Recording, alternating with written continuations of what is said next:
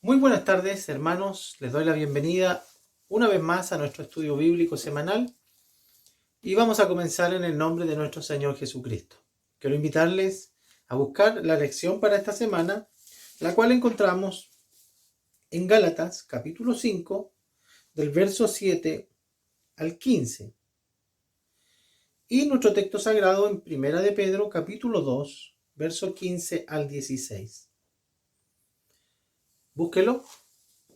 Y ahora que lo tiene, vamos a pedirle a una familia de nuestra iglesia nos guíe en la lectura de esta lección y nosotros en nuestros hogares participamos también de la lectura. Dios bendiga a esta familia. Damos lectura en el nombre del Señor. Amén. Vosotros corríais bien. ¿Quién os estorbó para no obedecer a la verdad? Esta persuasión no procede de aquel que os llama. Un poco de levadura leuda toda la masa. Yo confío respecto de vosotros en el Señor, que no pensaréis de otro modo, mas el que os perturba llevará la sentencia, quien quiera que sea. Y yo, hermanos, si aún predico la circuncisión, ¿por qué padezco persecución todavía? En tal caso se ha quitado el tropiezo de la cruz. Ojalá se mutilasen los que os perturban. Porque vosotros, hermanos, a libertad fuisteis llamados, solamente que no uséis la libertad como ocasión para la carne, sino servíos por amor los unos a los otros. Porque toda la ley en esta sola palabra se cumple. Amarás a tu prójimo como a ti mismo. Pero si os mordéis y os coméis unos a otros, mirad que también no os consumáis unos a otros. Amén. Amén. Doy lectura en el nombre del Señor. Porque esta es la voluntad de Dios, que, haciendo bien, hagáis callar a la ignorancia de los hombres, insensatos, como libres, pero no como los que tienen libertad como pretexto, para hacer lo malo, sino como siervos de Dios. Amén. Bien, gracias damos a nuestros hermanos y comenzamos con nuestro estudio de esta semana, repasando brevemente lo que el Señor a través del apóstol nos decía la semana pasada. Y este llamado, que era la conclusión del capítulo anterior, que nos llamaba fehacientemente a estar firmes en la libertad en la cual Cristo nos había dejado, nos había puesto. Recordando que este es el estado más glorioso, más bendito, más seguro y mejor. No hay otra condición mejor a la que pudiéramos optar como personas, como seres humanos, a ser libres en la gracia de Cristo. No hay nada que pueda o que deba llamar nuestra atención, que pueda hacernos pensar de alguna manera que a lo que hemos recibido en Cristo le hace falta algo. Lo que Cristo es en la cruz del Calvario es completo, es total, y la fe en Jesucristo como nuestro Salvador, nuestro Señor, y nuestra relación con Él, constante, cotidiana, son en realidad la libertad maravillosa, el mejor lugar, la mejor posición en la que podemos estar ubicados frente a Dios como seres humanos. Así que el llamado del apóstol es a no movernos de este lugar. Y una vez más hace la reflexión en la lección de esta semana y les dice: vosotros que corríais bien, ¿quién los estorbó para no obedecer a la verdad? Les está diciendo, y está usando una alegoría una vez más, como en una competencia, como en una carrera.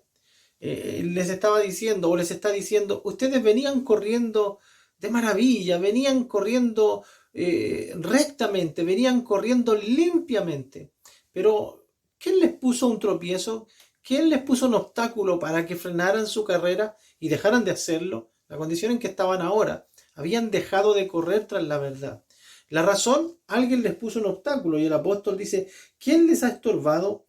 ¿Y de dónde viene? O esta persuasión, les dice, que ha venido a ser el estorbo, derechamente les dice, esta persuasión, note usted, no es un impedimento que ha venido sobre ellos por obligación, sino que es un impedimento que ha venido a estorbarles mediante la persuasión, mediante la convicción, es decir, algún estratagema, algún pensamiento, alguna forma de pensar los ha seducido, es decir, ellos han sido cómplices en esta detención tras la gracia que tenían, han sido cómplices permitiendo permitiéndose seducir, o como dice la palabra genuina, permitiéndose embrujar o engañar por otros pensamientos. Así que lo que ha venido a estorbarles es una persuasión, es una convicción falsa que ha venido a estorbar su camino, su carrera, ha venido a truncar su progreso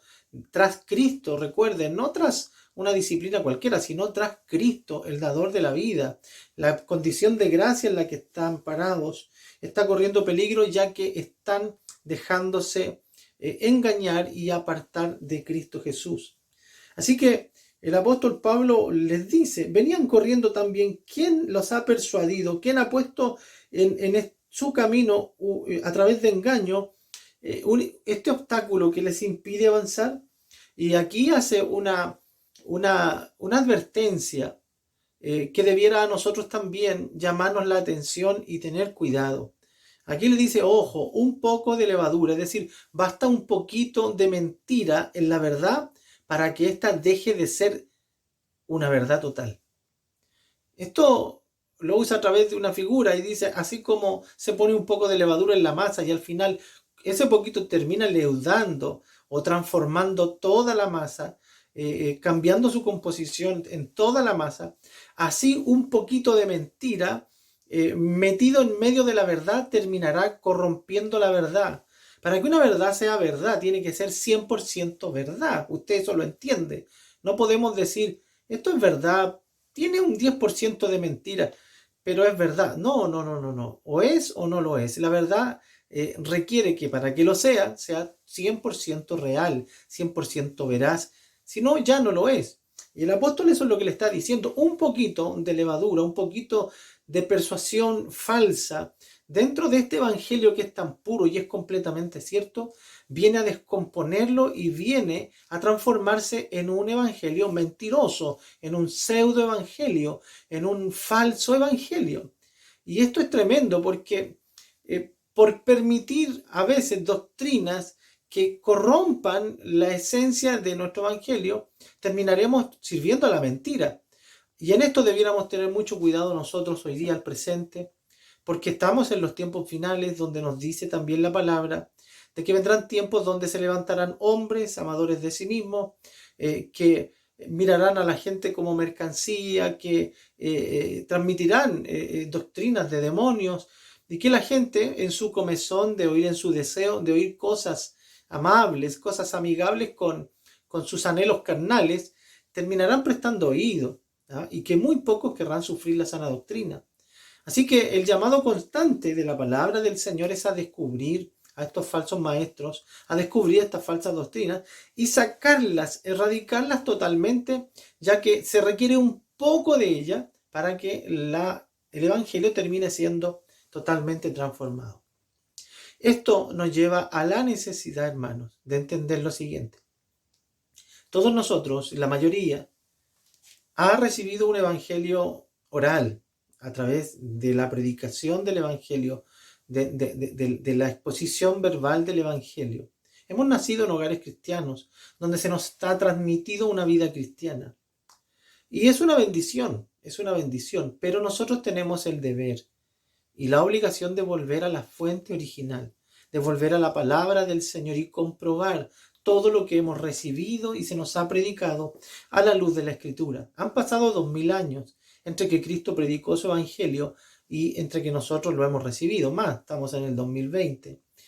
Amén. Entonces, en estos 2020 años, por supuesto que han habido desviaciones. De hecho, aquí la iglesia no tenía siquiera 100 años y ya estaban incorporándose doctrinas que como una levadura venía contaminando todo el evangelio y podía corromperlo totalmente. Así que es sabio, es requerido, es requerido que todos nosotros tengamos certeza de estar sirviendo a la verdad y no estar caminando tras un evangelio, a lo mejor que con muy buena intención hemos recibido, pero quién sabe si es el real, quién sabe si es correcto.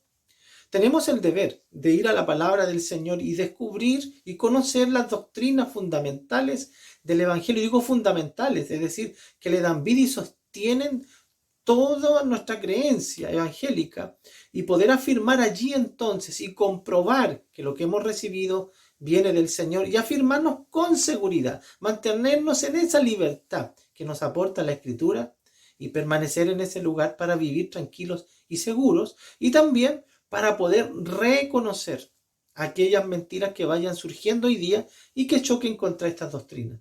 Pero si solo tenemos como patrimonio lo que escuchamos de nuestros predicadores, si solo tenemos como patrimonio la herencia que hemos recibido, y digo herencia casi cultural más que espiritual, en nuestras iglesias, ¿cómo podemos entonces comprobar, cómo podemos tener esta seguridad? No estoy diciendo que tengamos que desconfiar de todo lo que hemos recibido. Estoy diciendo que todo lo que hemos recibido debe ser cotejado con la Escritura. Y aquellas cosas que verdaderamente son fundamentales y son fieles en nuestra expresión de fe de este tiempo, retenerlas, conservarlas, y las que no, darles el lugar que tienen, desecharlas si es necesario y poner en su lugar las que corresponden para que el Evangelio no sufra modificación. Hay cosas que tienen que ver con las costumbres, hay cosas que tienen que ver con una expresión cultural, pero debemos reconocer cuáles son para tenerlas siempre en ese lugar y no ponerlas en el lugar de las doctrinas fundamentales y defenderlas hasta la muerte, siendo que ni siquiera son importantes. Y otras que verdaderamente lo son, defenderlas hasta la muerte si es necesario. Entonces es muy importante lo que está diciendo el apóstol. Está diciendo que la mentira no viene y suplanta a la verdad derechamente, sino que de manera astuta entra y contamina en parte, seduce, y mire lo que dice aquí, por medio de persuasión, por medio de convicción, por medio de convencimiento, viene y corrompe el Evangelio y termina transformándolo completamente. Por eso la advertencia para nosotros en este tiempo. Hemos recibido el Evangelio, hemos redescubierto a la luz de la palabra, y esa es la labor de las iglesias, de los pastores, de los maestros, pero también el deber de cada creyente. Ir predicando conforme a la sana doctrina, ir predicando conforme a la Escritura. El apóstol le dice a Timoteo, busca hombres que tracen bien la palabra, que usen bien la palabra de verdad. Es decir, que la usen legítimamente, no solo que la prediquen, sino que la prediquen como debe ser. Entonces, aquí un llamado a los maestros, un llamado a los predicadores, pero un llamado a todo creyente para afirmar sus convicciones en la palabra del Señor. Y una vez que las tengamos firmes, velar para que éstas no sean trastocadas, recordando que a veces por un poquito termina corrompiéndose todo y somos responsables del legado del Evangelio que hemos recibido y debemos transmitirlo a la generación que viene íntegramente, limpio. Amén. Nos ayude el Señor. Sigue el apóstol añadiendo y dice en el verso 10, dice, yo confío respecto de vosotros en el Señor. Y aquí es donde él dice, yo confío y pone su confianza en el Señor, de que Dios lo hará. Recuerde usted que nuestra salvación es idea del Señor. Él es quien está trabajando principalmente en nosotros para que lleguemos a su presencia. Así que él dice, yo confío en el Señor que no pensaréis de otro modo, es decir, que no terminarán transformados, que serán capaces de darse cuenta, que serán capaces de volver de este mal pensar.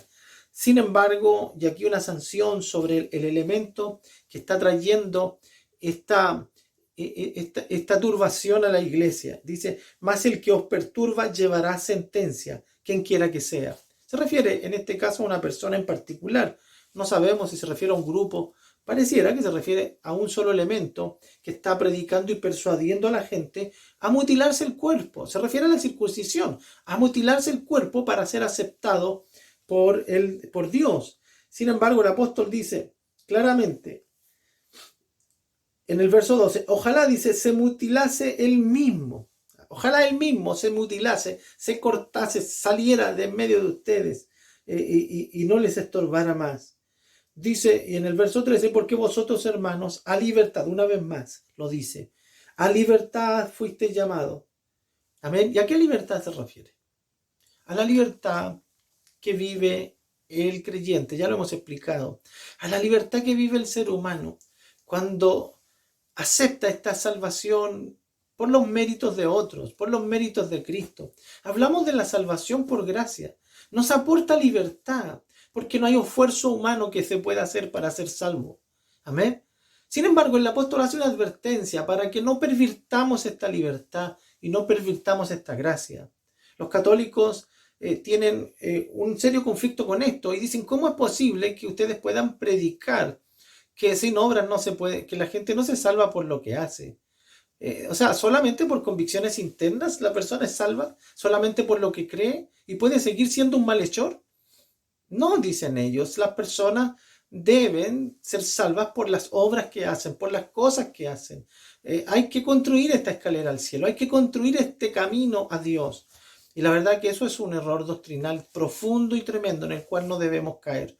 La palabra es clarísima, la palabra es muy clara en esto y el apóstol nos dice, estamos llamados a vivir en esta libertad. No hay nada que podamos hacer para aportar a nuestra salvación. Cristo Jesús ya lo hizo por nosotros, pero el apóstol advierte, y aquí es donde aparecen las obras en la vida del cristiano. ¿Cuál es el lugar que ocupan?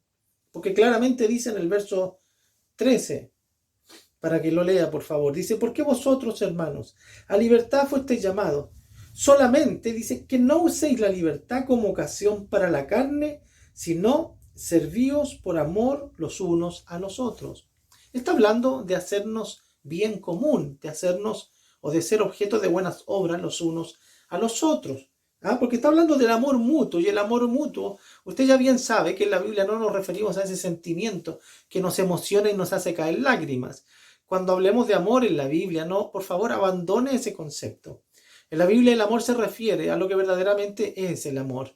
Se refiere a este amor que se sacrifica en favor del otro, aunque el otro no lo merezca. Tiene que ver con acciones, tiene que ver con obras, tiene que ver con esfuerzo. No tiene que ver con emocionalidad o maripositas en la guata. O no, yo amo a todos mis hermanos. La verdad que es fácil decir eso, pero es una mentira si yo no puedo de verdad mostrar el bien que le hago a todos mis hermanos. No puedo decir que amo a la iglesia si me abstraigo de todo servicio en favor de ella. No puedo decir que amo a mi familia si no sirvo a mi esposa y no sirvo a mis hijos. No puedo decir que amo a mis padres si no les sirvo, si no los atiendo. Debemos entender que el amor en la Biblia se refiere a un amor sacrificial, a un amor ágape, a un amor como el de Cristo, que estuvo dispuesto a ir a la cruz por una iglesia que aún ni lo conocía ni lo amaba. Así que cuando usted diga, no, yo amo a tal persona, bueno, a la luz de la palabra, redefina la palabra amor. La palabra amor significa obras en favor, obras que se sacrifican en favor de otro. ¿Ama usted la iglesia? Muéstrelo a través del sacrificio en favor de la iglesia.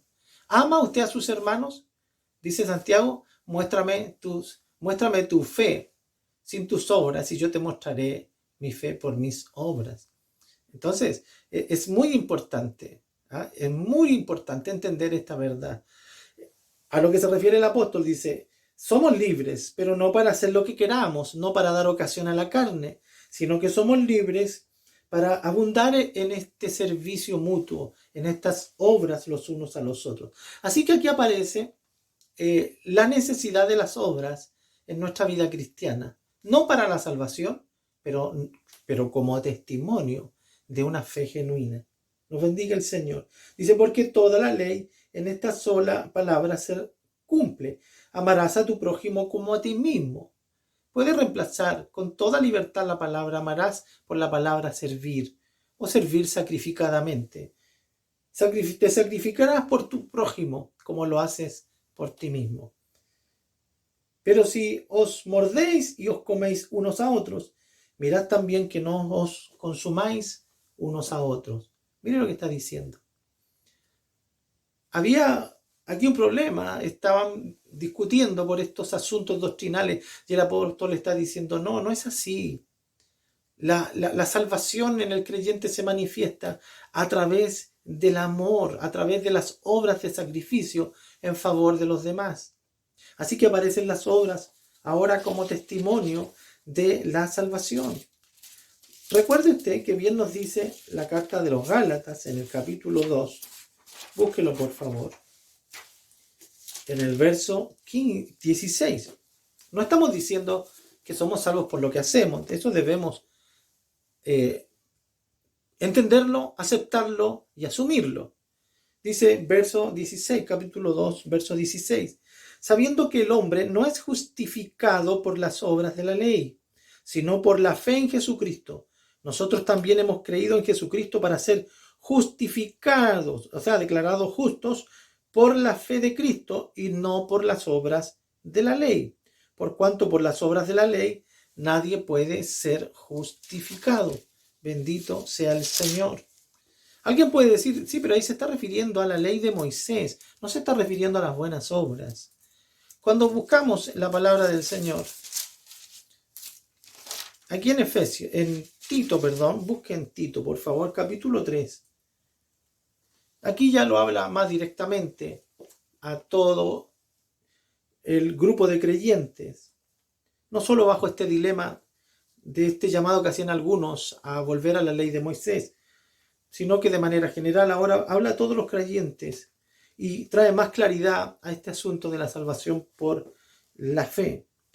Dice en el verso 4, voy a leer capítulo 3, verso 4, Tito, capítulo 3, verso 4. Pero cuando se manifestó la bondad de Dios, nuestro Salvador, y su amor para con los hombres, ¿sí? El día que se manifestó, dice, nos salvó. ¿Qué dice ahora? No por obras de justicia que nosotros hubiéramos hecho. Aquí está mucho más claro todavía. Nos salvó, no por obras de justicia que nosotros hubiéramos hecho. No nos salvó por lo que hicimos, sino que nos salvó por su misericordia, por el lavamiento de la regeneración y por la renovación en el Espíritu Santo. Por esa obra interna, por esa transformación espiritual que hace la fe. Dice, porque la fe es un don de Dios. Es un don de Dios. Amén. Él nos las dio para que por medio de la fe seamos regenerados, hechos nuevas criaturas, dice la palabra. Porque el que está en Cristo, nueva criatura es, las cosas viejas pasaron, y aquí todas son hechas nuevas. Así que somos hechos nuevas criaturas. Amén. Pero quiero que vamos a la carta de los Efesios en el capítulo 2. En el verso 8, y aquí aparece mucho más claro y aparece también este llamado y este lugar de las buenas obras en la vida del creyente. Capítulo 2, verso 8, dice, porque por gracia sois salvos. Una vez más dice, por medio de la fe. Dice, y esto no de vosotros, como bien decía yo, sino pues es don de Dios. Amén, el Señor lo hizo. No por obras. Amén, una vez más lo dice, no por medio de las obras, para que nadie se gloríe de haberlo alcanzado, obviamente. Para que nadie diga, yo pude hacerlo y tú no. No. Aquí nadie lo ha hecho, nadie lo ha logrado. Es Dios quien lo revela. Nosotros sencillamente lo aceptamos. Amén. Así que somos salvos. Leámoslo, no, porque por gracia sois salvos por medio de la fe. Y esto no de vosotros, pues es don de Dios, no por obras, para que nadie se gloríe. Pero leamos un versículo más abajo, porque aquí aparecen las obras otra vez. Dice, porque somos hechura suya. Recuerde que somos hechos nuevas criaturas. Ahora, hechura de Dios, dice, creados en Cristo Jesús. Y aquí lo explica mucho mejor. Dice, creados en Cristo Jesús. Y aquí habla del propósito. Creados en Cristo Jesús para buenas obras. ¿Está escuchando? Hemos sido creados para hacer buenas obras. Lo que está diciendo el apóstol.